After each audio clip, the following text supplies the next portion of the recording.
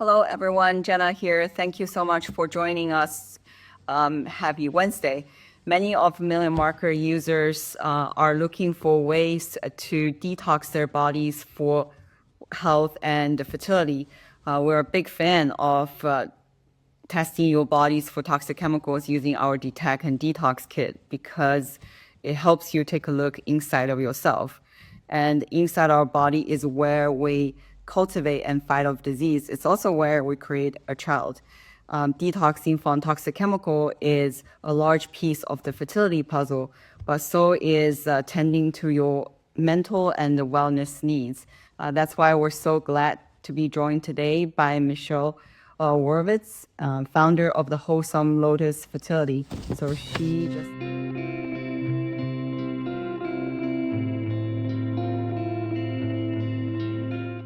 Hi, how are you? good. How are you? Good. Nice to see you. Nice seeing you. I was just about to introduce you. I did mention you're the founder of the Wholesome Lotus Fertility, but you're also a master in traditional Chinese medicine that offers service like acupuncture, hypnotherapy, and other services to help women with womb wellness. So thank you so much for joining us today. Thank you so much for having me. Okay, to start, tell us a little bit about your background and then how you became a wholesome fertility specialist. My background's actually in architecture. I was going through my own fertility.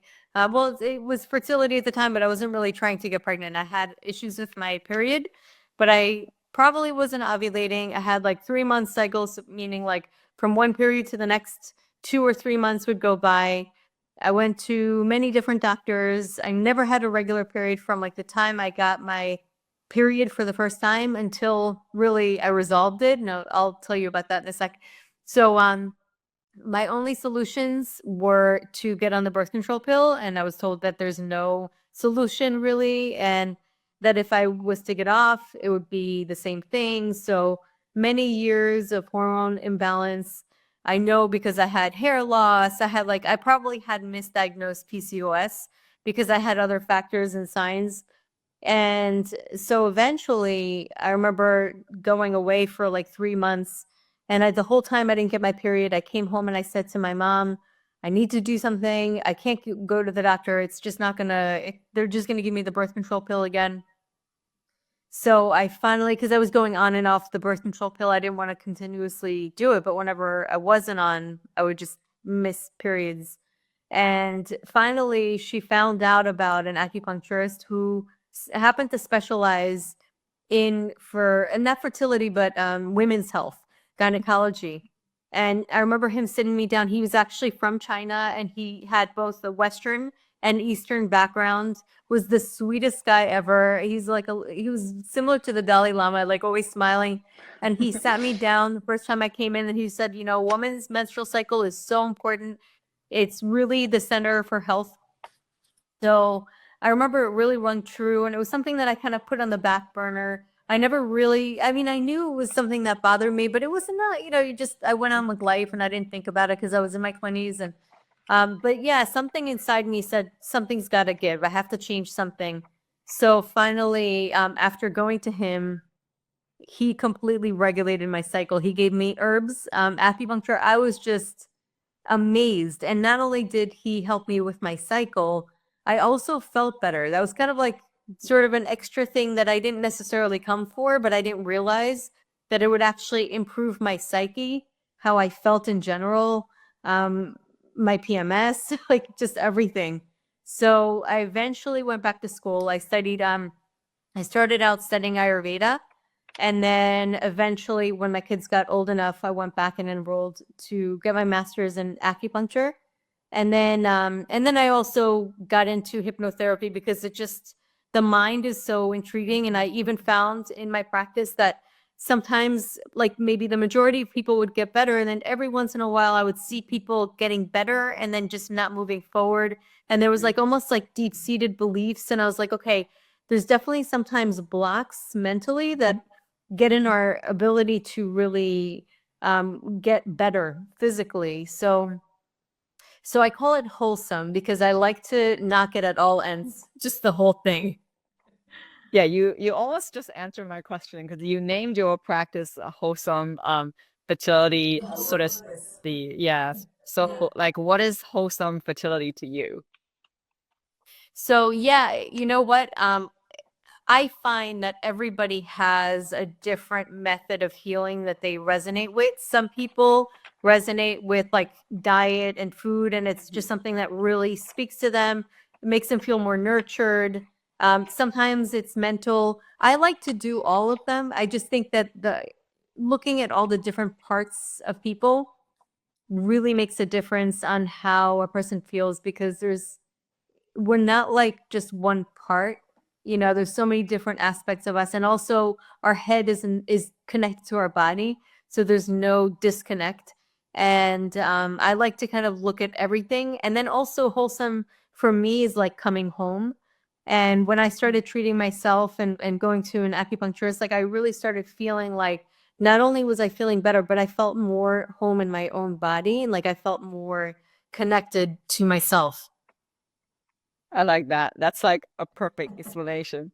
So like then how do these alternative services then kind of help women in conjunction with their like a regular kind of fertility plan?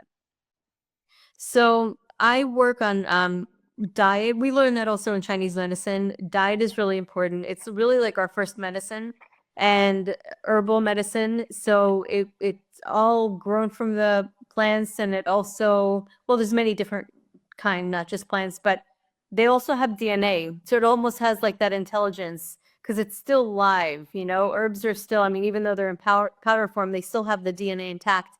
Whereas when you look at medicine, it's just like you cut out the DNA, it becomes like more robotic and like a chemical. And so I think that so we work on with herbs. Really the two branches of Chinese medicine is herbs and acupuncture. They're the two main ones. And then we do other things as well.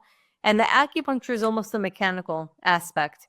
So it gets our bodies, we're almost like a circuit of energy. It gets our body's energies to flow properly because once your energy flows properly, everything is able to move where it wants to move, and your vitality is able to flow through and feed your organs.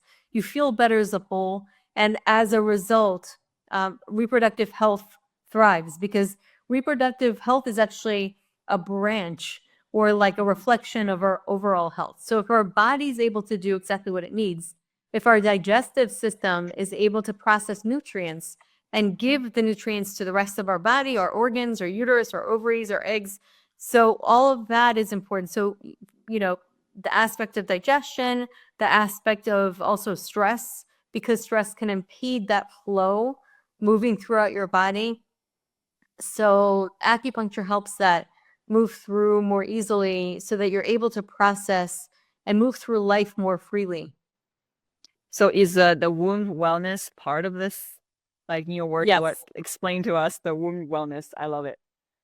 Yes, so it's basically it's a reflection of the whole. So like it really is loving your uterus, connecting with that aspect, but giving it also love, nurturing through diet, through lifestyle, and respecting our body and our body's wishes. I think a lot of times we demand so much and we don't really give back to our bodies. And ultimately, the womb wellness is a reflection of our overall health. It really is like when I went, I mean, my womb was very unwell when I first went. And I also had cramps, and it was under a lot of inflammation, which that can cause a lot of cramps. And so when I went and I changed, not only like did the acupuncture, but I also changed my diet and then was more inspired to change my lifestyle because once you feel well, you have more energy to change things. And as a result, of me taking care of myself and my overall wellness, my womb became well. Love it. Love it. These are some like really great tips. So I know you also practice hypnosis, hypnotherapy. I think this like it's really fascinating. It's a topic we haven't really talked about. So tell us like how can hypnosis aid the womb wellness? So, generally speaking, a lot of us have patterns that go on repeat in our subconscious mind. And the patterns are not just emotional or mental, they actually affect your physical. So sometimes you can hold tension like up here, for example, and you're not realizing it, but you're actually doing this as a habit, or you can have habits physically. And so the subconscious mind can also impact your body and the hormone levels. And so when you're getting to these deep beliefs that a person has, and sometimes it's trauma or how you perceive mother to be, if you had a really difficult relationship with your mother, these are all subconscious things that we are relating to on some level, either with our birth or reflecting it within our own womb. And so when you get to these core beliefs and you get through the subconscious mind, so how, I mean, through the conscious mind. So the conscious mind is almost like the guard, and it could be as a protection. And the conscious mind is what you are always connected to, or you can always talk to, and it's more aware. The subconscious mind is a little more difficult to get to, and it's actually a good thing because you don't want to be able to be so malleable. You want to be that way, for things that you truly want to change. So it's a good thing and a bad thing, because sometimes you can have bad habits and those are really difficult to get into and change. So once you get through, so we do an induction with hypnotherapy. What that does is it puts your conscious mind a little bit more at ease, kind of out of the way. And it puts you in a state where you're almost like in between sleep and awake, but you're really relaxed, but you're not quite sleeping. And you're able to access the subconscious mind. And so you create that state of calm, and then you start to bring in suggestions. And so the way I work, I don't do as much, like there's certain types of hypnosis where they do like they do regression, and they take you back to a certain point in your life where you have trauma or some phobia. I don't do that. That's more like one-on-one. Now I do audios, and the audios put you in a state of relaxation, and then they'll walk you through like suggestions to improve your egg quality and get more blood flow to the uterus or more blood flow to the ovaries. And some of them are also connecting the soul of the child. And if you're spiritual and you connect with that, of opening yourself up energetically to that connection. So I have many different ones that I use, and I give my patients or my online clients so that they're able to get into the subconscious mind of opening themselves. Because a lot of times with fertility, there's just so much trauma through the journey itself, and there's so much stress and pressure, and it's important to give yourself something to at least make it more easy for you to calm, sleep, and feel better within yourself, and still have like an ability to imagine something good happening. So even for like fertility, the hypnosis session is tailored for different people with different needs and conditions. In some cases, I'll make them. I like to make audios because I do believe that it's not a one-time thing. It's something that they should listen to at least 21 days to really get it set in the subconscious mind. And you can listen to it right before you go to sleep. Sometimes people fall asleep and they'll wake up when I say wake up. So I think they're actually more in hypnosis than they realize. They just don't remember the whole thing. But you're still, even if you fall asleep, it's okay. Like you still will retain something. Your subconscious mind is listening. And so sometimes I will, if I work with people one-on-one, I'll create a catered hypnosis for them specifically with everything that they need. Oh, wow. So what happens when someone's under hypnosis then? So basically what you're doing is, what's interesting. Okay, so if you're watching commercials and you watch a lot of marketing, you're kind of they work on your subconscious mind, and the way they do that is through repetition. So if you get something repeated over and over and over again, and especially if you're in a place of trance, and that happens a lot when people are watching TV, they get into this place of trance. And so when you're in this trance, you're almost like in a hypnosis stage. You're very, very impressionable. And so you're basically getting a person into that state, but you're doing it for a good thing, not to sell them something, but you're getting them into this trance state. And then you're giving them messages that repeat over and over and over again. And the repetition is what creates habits, and it's what really gets your subconscious mind to kind of click and take it in as like part of it. Wow, this is so fascinating. So besides hypnosis, you also provide acupuncture. So how does acupuncture help with womb wellness? You kind of touched a little bit, but let's delve in a little more in detail. Yeah, so with acupuncture, there's just to really simplify this, there's two main types of points, and there's many points along the channel. So I'll explain first how the meridians work. The meridians are energy, almost like conduits that go through your body, and they feed parts of your organs really deep. And every so often they come to the surface of the skin. So it's kind of like they go really deep and then they kind of come to certain areas. And when it comes to the surface of the skin, that's actually the acupuncture points.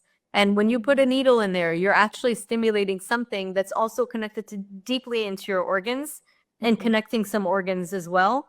And so those are meridians. And then there's also some extraordinary points. There's also ear points. So the ear, if you look at it, looks like an upside down fetus. This being the head, Oh, yeah. and then kind of like curled. So the whole ear can reflect the whole body. In Chinese medicine, they see as almost like a hologram. Every part of the body can reflect the whole. So there's many different types of acupuncture. Sometimes they do body mapping where they look at the hand and they'll use the hand to reflect different parts. So generally speaking, the two types of points are distal points. So you can do either body mapping, you could do different points, one on the hand that can impact the face, and just all these different ones that are distal. You could also work with a distal to help the pattern. So if somebody has like a kidney pattern or a liver pattern, you can help that through the points as an overall balance. So the way I work is I do the overall balance plus local points. So I will literally put points on the abdomen in the area of the womb, the area below the belly button, on top of the belly button. I work on digestive as well in that area to bring blood flow. So it causes, if you want to describe it in Western medicine, it creates an immune response. So you have needles in there, you have clean needles, so it's controlled injury because it's controlled, it's clean. Nothing's gonna happen that's bad, but it's enough to get the body to say, hey, what's up, what's going on, we gotta get more blood flow. So the blood comes and it gets all its soldiers and it starts to activate, because typically what happens is sometimes the body gets a little more lazy. It just doesn't, as you get older, it kind of like it kind of does its thing, whatever it can do, but it doesn't get as activated. So when you're activating that information, you're kind of waking it up. So you're getting more blood flow to come to that area, and you'll literally see around the needles is blood. You can see it's red around there. It's like it's activating because it doesn't know what's going on. What is this foreign thing in the body? But it's safe, so you're not going to get hurt from it. So that's kind of like a Western medicine way of describing it. And at the same time, you're also stimulating points and stimulating channels so that you're able to get a more free flow in the body. And the body typically heals itself. So we are facilitating an environment for the body to be able to heal itself. But the body actually does the healing, not us. It's a Wow. miraculous. Yeah, it's so magical, and I've gone acupuncture before, but I always have hard time explaining to my friends what it actually does. I just know afterwards I felt really good. And Yeah. and then some people are always afraid of needles. So how Yeah. how does it feel like when someone who's undergo acupuncture in your work? So typically the needles are actually hair thin, so it's not like getting a shot. A lot of people are afraid of needles, and I give them baby needles at first. You could always ask for baby needles. There's really, really thin ones if you are afraid of needles, but it's literally a 2-second sensation, if anything. Sometimes they're like, I didn't even know you put a needle in. Like, I didn't feel a thing. Sometimes that happens. It depends on the practitioner's hand. It also depends on the point and how much tension you have in that general point. Sometimes when you get more tense, it can be more painful. But what it does also that I didn't mention is it puts you in a parasympathetic mode. So you actually start to feel really, really relaxed. And when you're able to feel really, really relaxed, your body's able to restore itself much more easily. And that's the ideal um, goal. I definitely felt that. I felt like if I have the resource, I would like to do acupuncture every single week. Yes. And let me ask you a question. Have you ever had an acu nap? You Yes, know what an yes, nap is? It's a yes, very different type of nap with the acupuncture than just a regular nap. yes. So when I used to go to my puncturist, we used to do these like 40 to an hour sessions, and I pretty much take a nap. Like after she put needles in me, and then she also give me heating lamps and heating pads. Yeah. So comfortable. It makes it so much more comfortable. I can't imagine not having that because you really need that warmth and that feeling of safety, which the heat gives you. And yeah, the AccuNap kind of puts you in another zone. It's like another universe. It's very like different, unique. Wow. So you have so many other online services too. So tell us about those. So I do offer, I have my online fertility program. So I pretty much put everything that I do with people in person into an online course. And it has pretty much everything, even acupuncture points with the pressure to show people where to do it for what conditions, how to understand their patterns, but in laypersons, not too overwhelming, so that you understand also the kind of foods that you can have to balance your body. And the acupressure points, I also give recipes of essential oils and blends that have different indications, and you can use that to activate. So if you don't have the needles, you use the essential oils to activate the points with pressure. And I've had amazing results, like people reaching out to me, telling me they got pregnant after many years. So it is really, it's very nice to see that it actually translates. And I have a waiting list on my the information's in my bio link.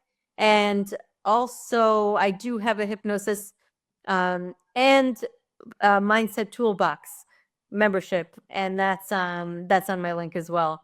But that's great because sometimes people will do IVF and they for a little while need to work on egg quality. So I have an egg quality one, and then they want to do the transfer. I have a uterine lining one. I have one for insomnia as well, because a lot of times people have an issue sleeping and that can impact your hormones. I have one for libido. I have one for ovulation, like many different ones. Wow, that is so cool. So if someone wants to come in or even do it online, what's a coaching session would you look like? So a lot of times I do multiple coaching sessions, not just one, because it is a journey. It's not something that happens right away. And it's also too much to explain in one session without overwhelming a person. And that's the last thing people need. So I do a series of coaching and I have many different ones. If anybody wants to find out, I do have a fertility discovery call link, and then they could just book a free call and I can explain everything because it's a lot to just explain. And it also depends on the individual person for what they would individually need. Yeah. So I was very honored to actually be a guest on your podcast. So tell us about that. Your Yes, I have to say it was so good to have you on because the information that you gave was tremendous and so important because a lot of people don't realize what toxins can do. So I just want to give you a shout out that there Thank because you. it was really important. And actually, some of my patients were really like loved the podcast, and it was very eye opening for them. But the podcast is the Wholesome Fertility Podcast, and I speak to many experts like yourself, many different experts, many different perspectives. I think it's just important because it takes a village. There's so many different perspectives and so many different things that people wouldn't even dream are out there. And it's resources, it's empowering, and it's very educational. Love it, love it. So thank you so much for this great information. And then so everyone, thank you for joining. Be sure to follow Minerva as Wholesome Lotus Fertility. And then learn more and then book her services at michelleoravitz.com. So thank you. Thank you so much. Talk to you soon. Bye. Okay, bye.